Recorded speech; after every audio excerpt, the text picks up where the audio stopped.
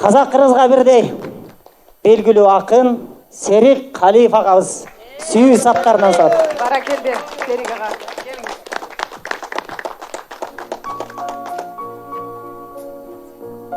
Көңіліміз жаз болып, аққуларға қарсы қыран менен қаз болып, жастардың арасында мәз болып отырмыз.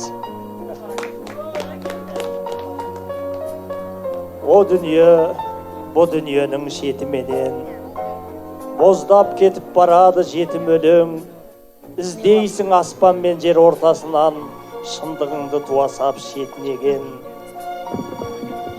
Тасыр заман тезімен иіп күшті, қанатымның жартысын қиып түсті. Уақыт жүрегімнің жарасына уғылып құя салды күйік түшкі. Түн жұтып үмітімді айғұлақты, жаныма жаһандағы қайғы батты. Құлақ орны тас біткен бұл қоғамда айтасың қай арманды, қай мұратты.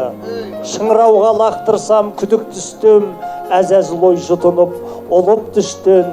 Сұр көлеңке аңдиды қақшу үшін, күн сәулесін аспаннан күліп түскен.